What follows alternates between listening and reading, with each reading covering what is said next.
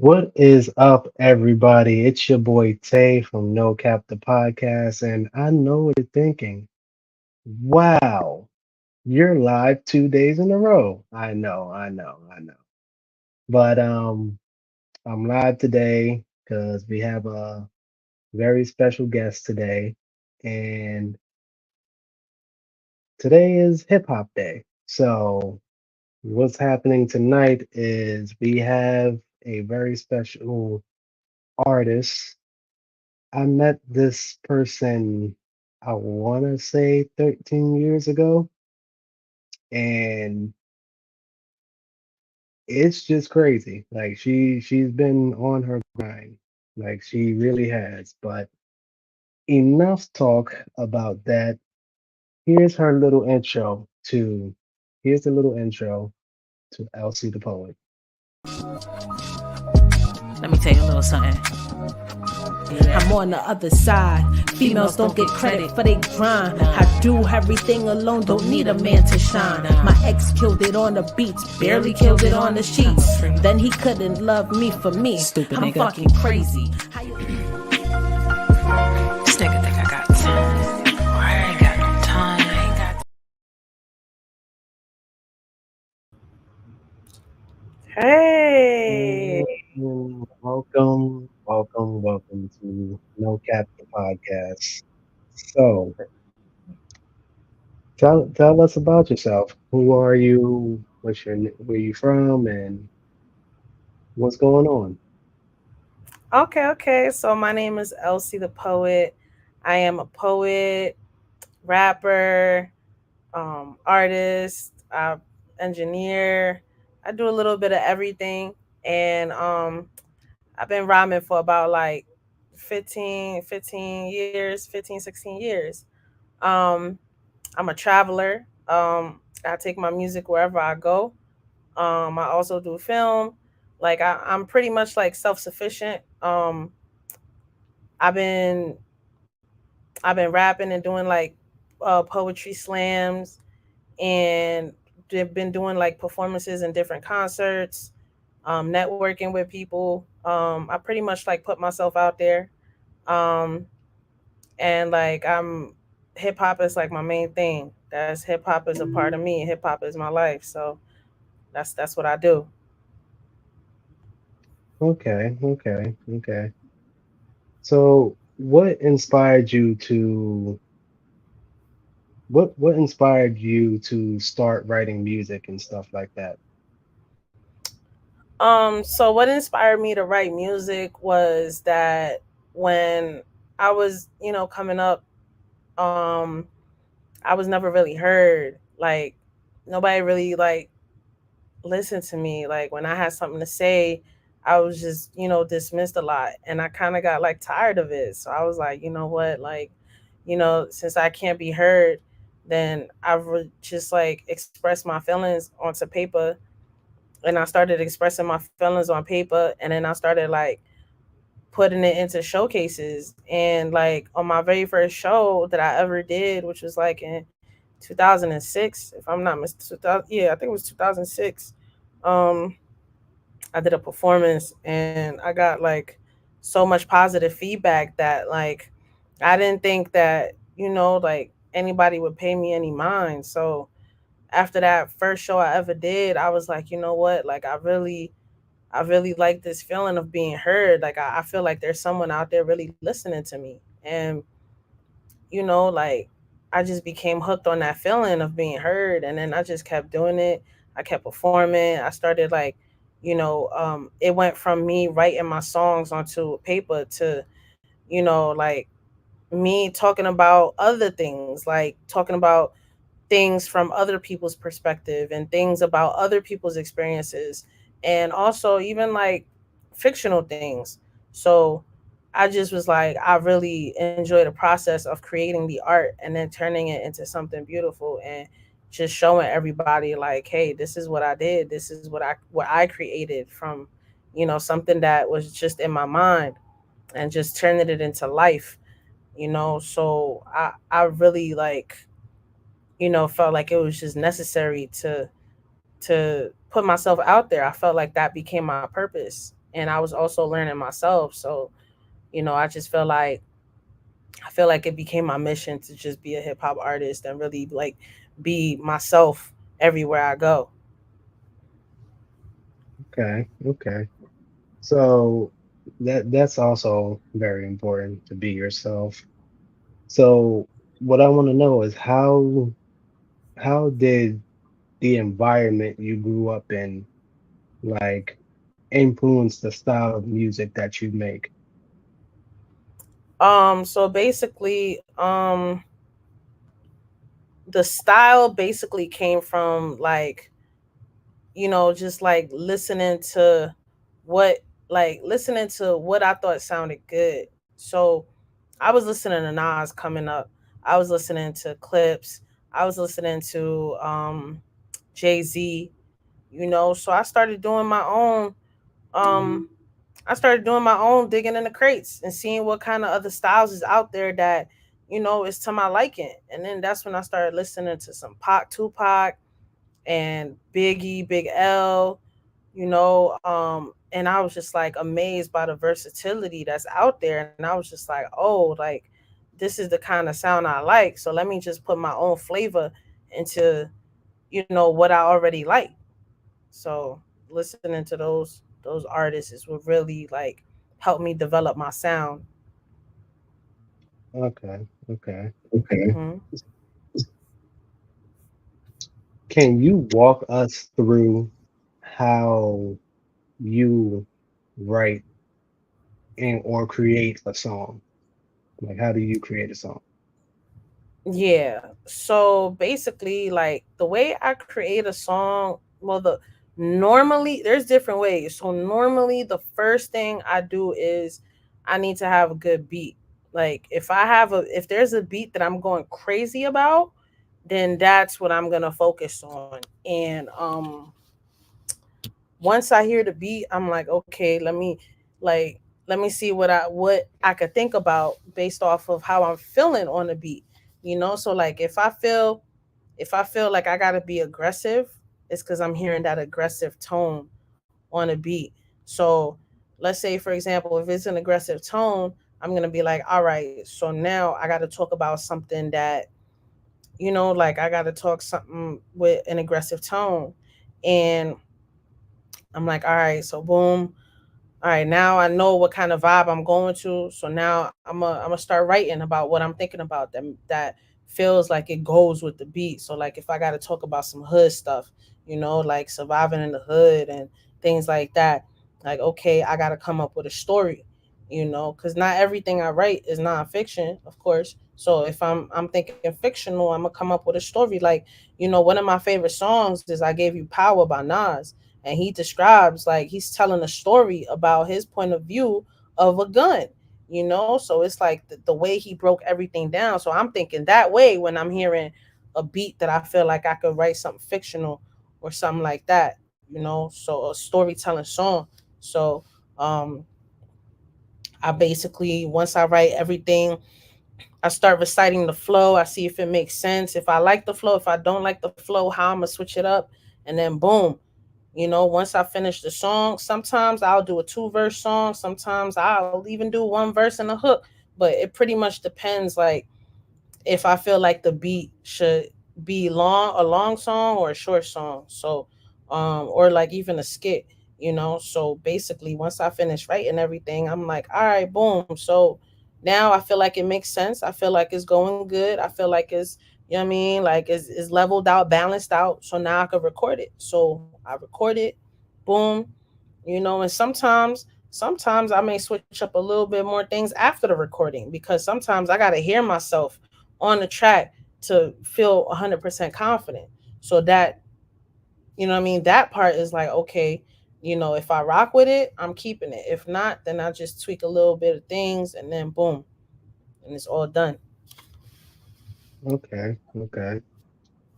Yeah. So my next question is you also said you're more than just a rapper. So what are some of the other avenues that you've traveled? So basically, I do filming too, like videography. So I shoot videos for other artists. Um, what started into that was basically like when I first started rapping, I knew I needed music videos, but I didn't have no money, So I was just like, dang, I ain't got no money for no music video. Nobody want to help me. So like I'm gonna just try to like come up with some money instead of just paying for a video. I'd rather just save up for a camera and I could just do this myself so I could have as many videos as I want instead of paying thousands on like 6 7 videos and I don't have unlimited access to video shooting videos. So I'd rather get my own camera and learn how to do this myself. And I could just be, you know what I mean, without limits. And so it took me some time to save up some money, but once I did, I pretty much had to like, teach myself how to use a camera, how to edit videos, because I edit my stuff myself. It's a bit of a headache, but it's a skill that is a necessity because every artist need content. And when I say artists, I'm not saying just rappers, like dancers, singers, people who draw, comedians, they all need videos. Everybody need videos. So I feel like having a camera is definitely a good asset to be able to provide services to all kinds of different talents and also network with those people because I do music too. So that's a way that I use to promote like who I am and what I do. Okay. Okay. Yeah. So networking is a big thing. I understand that when it comes to music. I used to write music myself, but that's a ship that has sailed. Um, so what would you say is like the one song that you wrote that you knew was like, yeah, like this is what I'm meant to do? That one song, I would say that one song that I did is a song called Boogie Down. So that is a song that I wrote years ago, back in like 2011, if I'm not mistaken. I wrote that song and was it a 2011 or 2010? I I think it was 2011. So I basically wrote a song dedicated to the Bronx because I'm from the Bronx, and if you know hip hop history, the Bronx is where hip hop first started. So, um, I wrote a song dedicated to the Bronx and just basically like showing my appreciation for the history of hip hop. And when I wrote that song and I started performing it, everybody everywhere I performed that song, like people really gravitated towards the song, and it was like it got to the point where people started memorizing my song and would like be excited every time I perform it. They would sing along while I perform it. It would be a lot of crowd interaction, and that song was pretty, was pretty decent. And I was like, oh wow, like this song really made an impact to all the generations of hip hop, because even the OGs was bopping it, and I'm just like, oh snap, like I really like, it's the OGs loved it, the kids loved it, everybody loved it. And I'm just like, dang, like this is really like this is me. Like this is what I do. And I'm just like, dang, like I can't stop now. I can't stop now. And from that song, I was able to perform in different concerts, and I was even able to travel overseas and do hip hop tours. Just from having that one song, and then of course other songs too. But that song is what resonated with everybody who wherever I performed at, and that was like that wake up call for me. Like, nah, I got to keep going. I got to keep doing this. Okay, okay. So do you remember what's your favorite lyric from that song? Um, my favorite lyric from that song, I would say, um, all right. So I said, I'll say the second verse. So it goes like, boogie down, what is there to do without the elements? and Adidas shoes. BK would be dead and Bronx would be crazy. Harlem still be wavy. Queens would be lazy. You still put something into the plate. Happiness for everyone instead of hate. People don't understand your legacy, and I don't know why they still be testing me. I know about KRS, Cool G Rap, Funky 4 plus 1 more. I know my facts. I'm an old school cat in a young body. I got reincarnated in a lobby. I'm just playing. I just love old school. If you think it ain't cool, there's something wrong with you. I'ma just shut up and just do me. Cause old school is what I'm always fit to be.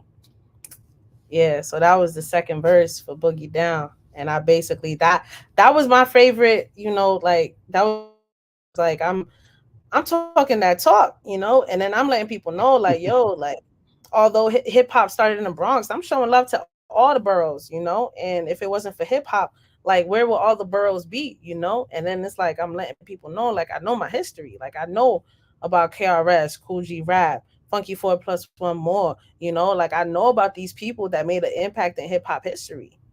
So, like, that's why it's my favorite, verse. Okay. All right. So when it comes to promoting your music and stuff like that, um, how how how do you do that necessarily? So basically when I first started rapping, social media wasn't really a thing. It was just MySpace. So I was promoting on MySpace, but it wasn't at that time because social media was so new, like it wasn't as effective as it is now. But what I used to do, I used to go to different shows. I would try to get booked to as many shows as possible. That was like my main priority. And then also, I would go on a train, on a subway, and I would spit some bars. Like I would tell people, like, everybody, I'm just trying to promote my music. I'm gonna share what I got, and I would spit some bars on the train. And, like, there's people that I met on the train that was like, yo, I like your music. Like, here's my card, like, let's keep in touch, and there's people that, wanted to collab with me just from meeting me on the train, rapping on the train. And like I was able to promote my music that way too. And then sometimes, even if I wasn't booked to a show, I would go to different events even though I wasn't booked in it, and I would just go talk to people and be like, hey, I rap, like, check me out, this is my MySpace, this is my YouTube, and things like that. Yeah, MySpace is crazy. Yeah, man. MySpace, yeah, Yes. Yup. MySpace is crazy. Couldn't promote on the Skonex. I had a Skonex. I could, no audio on the Skonex. Skonex for high schools, for those who don't even know what Skonex is, Skonex was literally a MySpace for people specifically in the high school that you went to. So yeah, Oh man.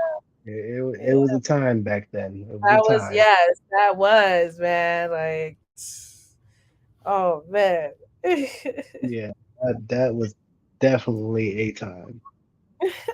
Um, so hip hop today, um, you as a female artist, compared to female artists out now, like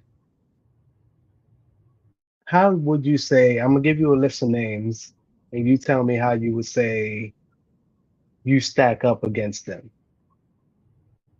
and could you do their style of music? So an artist now, Nicki Minaj. Mm.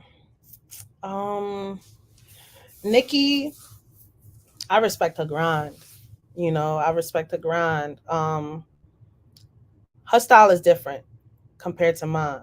Um, my style is more on the neo soul, boom bap, 90s rap, like a MC Light, Lauren Hill kind of rap, you know. Hmm. Um, and Nikki, like we're in two completely different lanes. So like Nikki's dope in her own way, but I definitely like don't see a match with her style and my style, you know. But she's dope in her way, you know.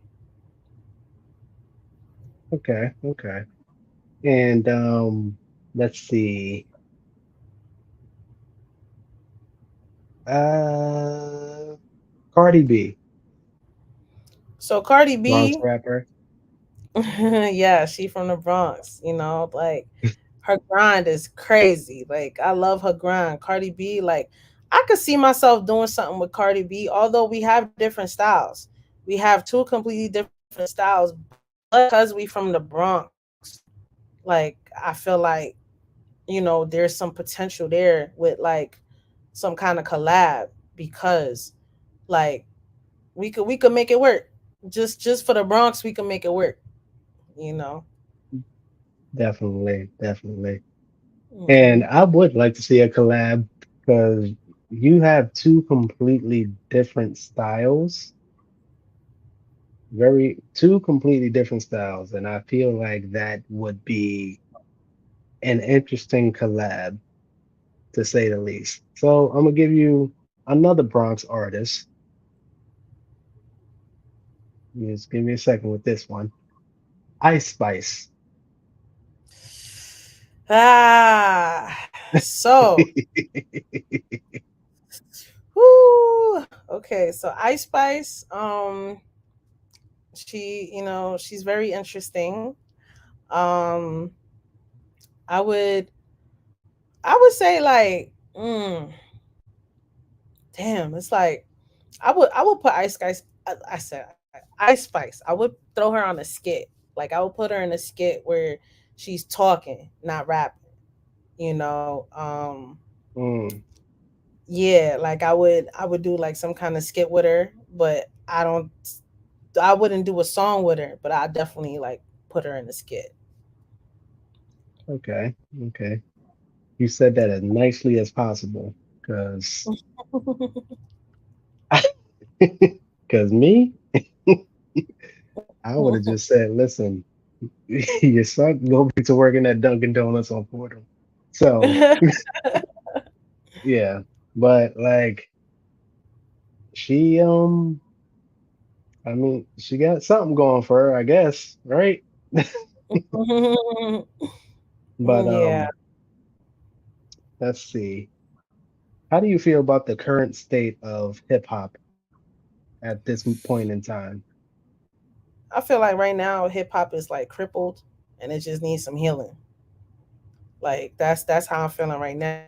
It's like there's a lot of great artists out there right now. J. Cole, Joey Badass, Kendrick Lamar, you know, Rhapsody.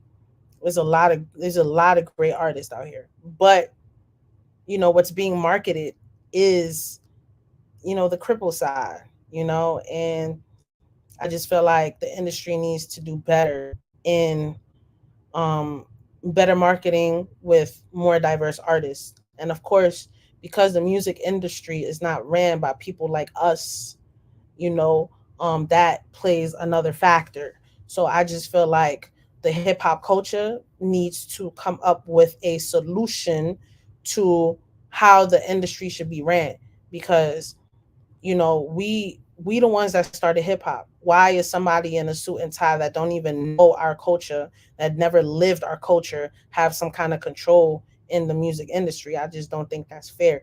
So I just think that, you know, all of us need to come together, like everybody who's involved in the music industry, people like us who are involved in the music industry, that are artists, that are A&Rs, that are videographers, whatever kind of talent that is related to the music industry.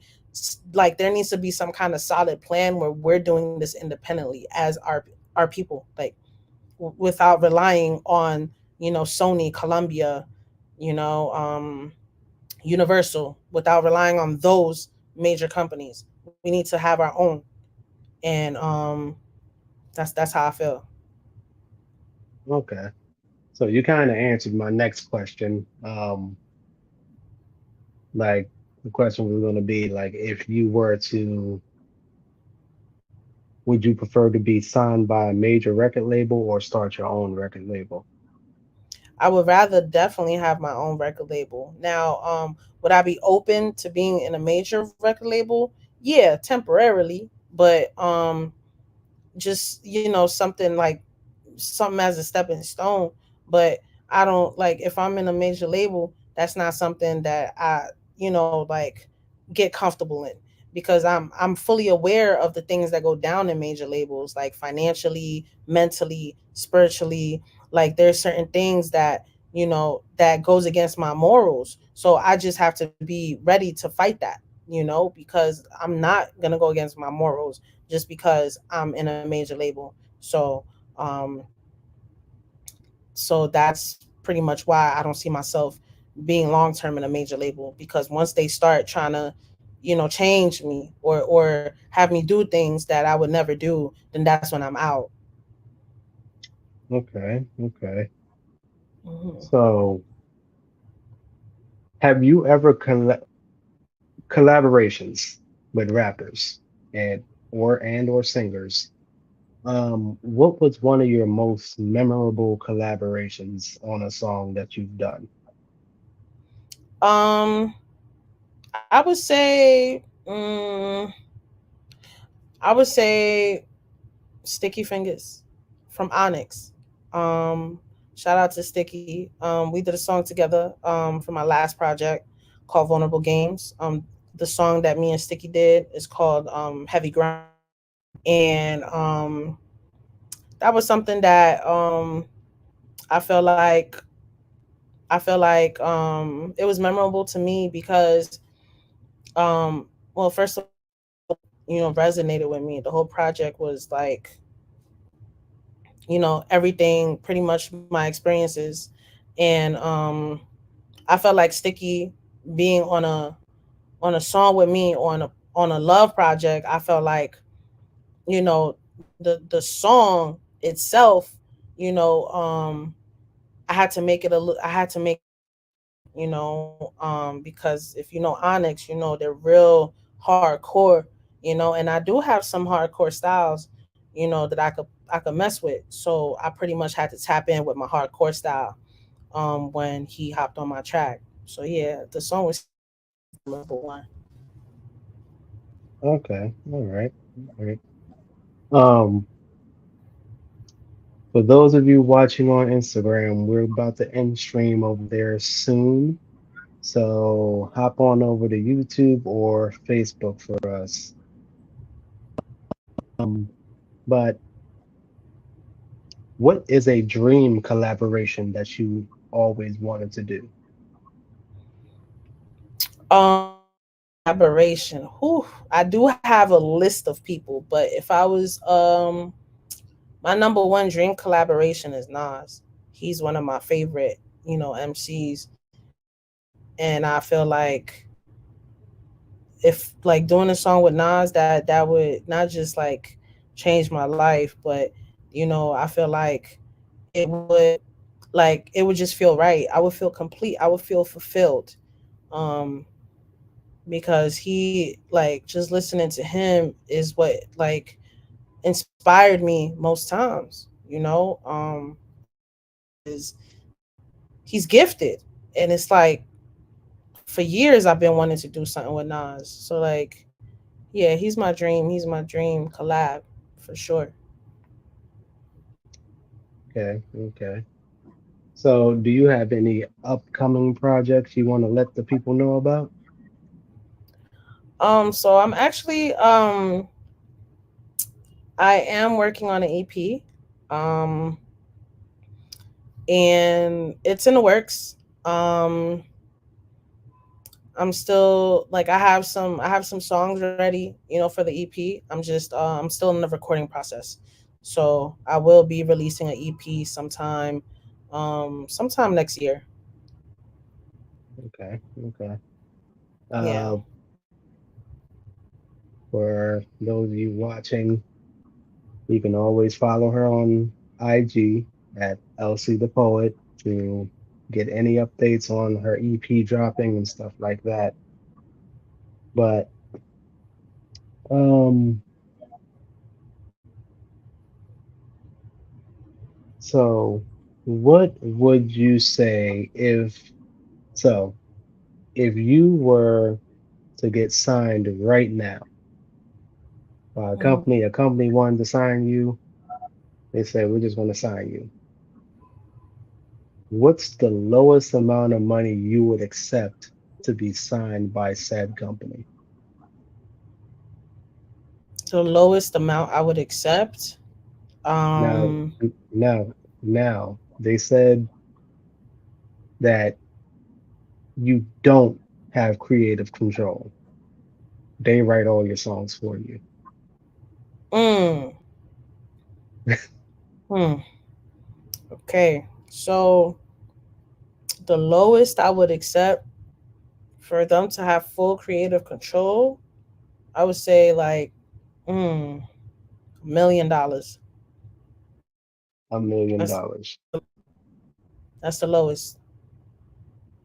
Okay. Yeah. So now,